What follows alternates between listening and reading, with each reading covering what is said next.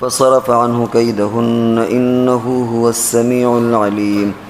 ثم بدا لهم من بعد ما رأوا الآيات ليسجننه حتى حين۔ ان آیات میں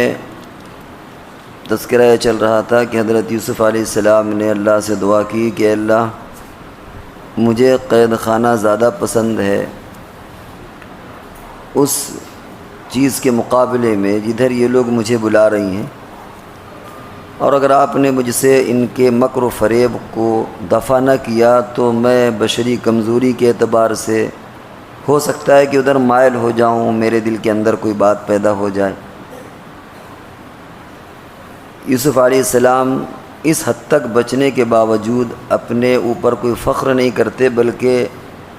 اپنی کمزوری کو یاد کر کے کانپ اٹھتے ہیں کہ اللہ اگر آپ نے دستگیری نہ کی تو میں شاید ان کی چال بازیوں سے نہ بچ سکوں۔ اور انسان کا بھی معاملہ یہی ہونا چاہیے۔ کل یہ بات آئی کہ وہ ہر نیکی کرنے کے بعد خوش ہونا اس کا حق ہے، خوش ہونا چاہیے، لیکن اس کا کریڈٹ وہ اللہ کو دے۔ گناہ سے بچنے کے بعد کریڈٹ اسے اللہ کو دینا چاہیے کہ اللہ نے بچایا۔ فاستجاب له ربه فصرف عنه كيدهن، چنانچہ اللہ نے دعا قبول کی۔ جب بندہ اس طرح تمام اسباب کو اختیار کرنے کے بعد، گناہوں سے بچنے کی تمام تدبیروں کو اختیار کرنے کے بعد، جب بندہ اپنے آپ کو اللہ کے آگے ڈال دیتا ہے، اللہ کے سامنے پیش کر دیتا ہے، تب اللہ کی طرف سے نصرت اور مدد آتی ہے۔ چنانچہ فاستجاب له ربه، اللہ نے ان کی دعا سن لی، اللہ نے اس کو قبول کر لیا۔ فصرف عنه كيدهن، اور ان کے اس فریب کو، ان کی اس چال بازیوں سے یوسف علیہ السلام کو بچا لیا۔ انه هو السمیع العلیم، بلا شبہ وہ سننے والا اور خبردار، ساری چیزوں کی اطلاع رکھتا ہے۔ اس سے ہمیں بھی اپنی زندگی میں سبق لینا چاہیے کہ ہم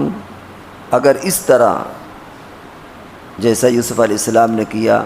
پھر اس کے بعد اللہ سے ہم دعا کریں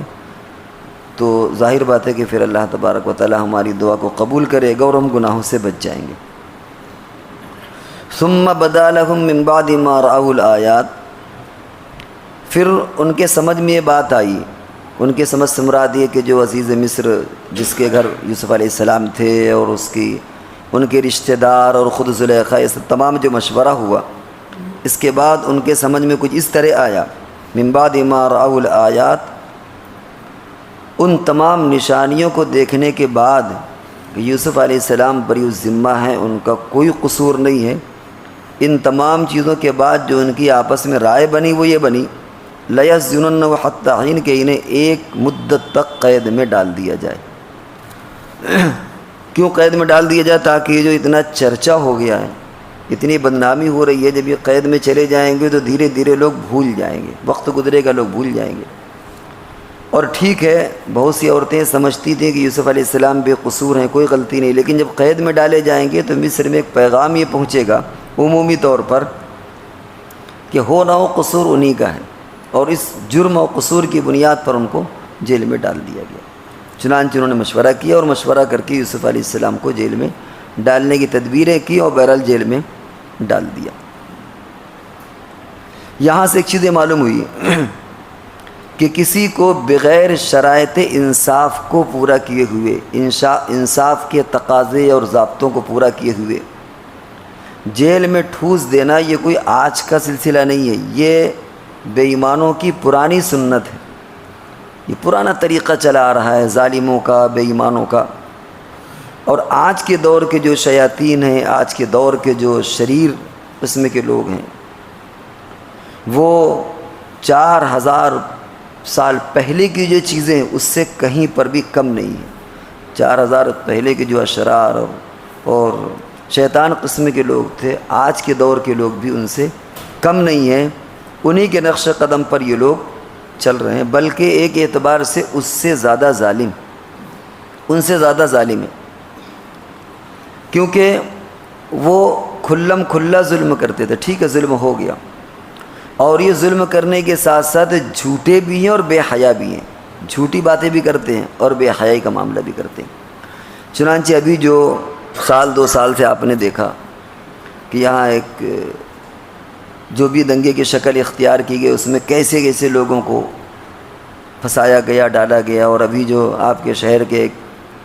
کچھ لوگوں کو جو جیلوں میں ڈالا گیا، ظاہر بات ہے کہ کیا وہ انصاف کے تقاضوں کو پورا کیا گیا؟ ابھی کچھ دنوں سے آپ نے دیکھا ہوگا کہ 4-5 مہینے سے ملک کی مہیلا اور عورتیں کھلاڑیاں احتجاج کر رہی ہیں ایک شخص کے خلاف، لیکن آج تک کوئی مسئلہ نہیں ہے۔ لیکن یہاں بھی جو صورتحال ابھی جرم ثابت نہیں ہوا، لیکن لوگ 6 مہینے 7 سال بھر سے جیلوں کے اندر موجود ہیں۔ تو یہ وہی ظلم کی بات ہے کہ غلطی کوئی کرے بھرے کوئی، اور ہمارے ہاں ظلم کا اور انصاف کا کوئی پیمانہ نہیں ہے، بس جو ہمارے سمجھ میں آئے گا وہ کرے گا۔ تو معلوم یہ ہوا کہ یہ پرانا سلسلہ چلا آ رہا ہے۔ تو ان جو لوگوں کی جو 4000 پہلے کی یہ سنت تھی کہ کوئی انصاف کا تقاضا پورا کیے ہوئے، شرائط پوری کیے ہوئے لوگوں کو جیلوں میں ٹھوس دینا، ان کی نہ سننا، یہ کوئی آج کی بات نہیں ہے۔ یہ جیسے اس زمانے کے شیاطین کر رہے تھے ویسے آج کے اشرار، یا اس زمانے کے جو شریر قسم کے لوگ تھے آج کے شیاطین وہ کام کر رہے ہیں۔ فرق اتنا ہے کہ وہ جو کہتے تھے جو صاف کہتے تھے، اور اس کے ساتھ ساتھ یہاں کیا ہے کہ جھوٹ کو پھیلایا جا رہا ہے، اس کے ساتھ ساتھ بے حیائی کا معاملہ کیا جا رہا ہے۔ بہرحال اللہ کے یہاں دیر اندھیر نہیں ہے، ہر چیزوں کا حل بہرحال ہوگا، اور انصاف اور ظلم کے جو چیزیں اللہ کے یہاں ہیں وہ پیمانے ہیں۔ بہرحال ظالم کو سزا مل کر کے رہے گی، اور انصاف کا بول بالا ہوتا ہے۔ کتابوں میں ایک بات یہ بھی آتی ہے کہ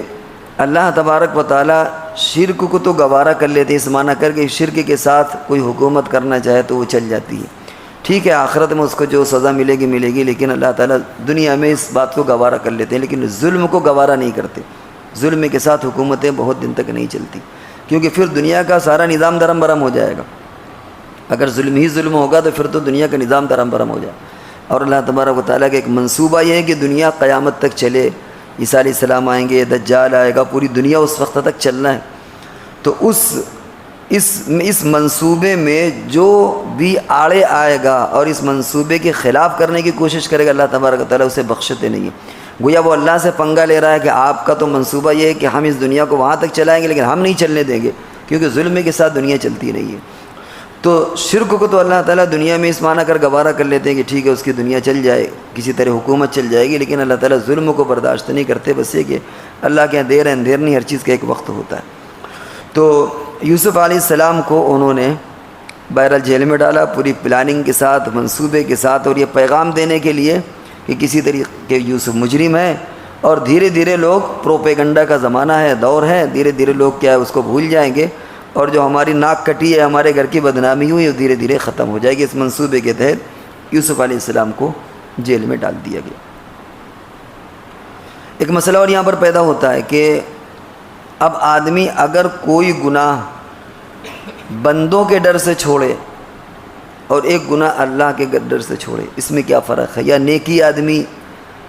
کس بنیاد پر نیکی کرنا چاہیے اور اس کا معیار کیا ہے؟ اللہ کے لیے نیکی کرے، اللہ کو خوش کرنے کے لیے، یا جنت کے لیے کرے، یا دنیاوی فائدوں کے لیے کرے؟ اسی طرح گناہ سے اگر بچنا ہے تو وہ اللہ کے لیے بچ رہا ہے، یا جہنم سے بچنے کے لیے بچ رہا ہے، یا یہ کہ لوگوں کی بے عزتی سے بچنے کے لیے بچ رہا ہے، وہ انشاءاللہ تشریح کلا جائے۔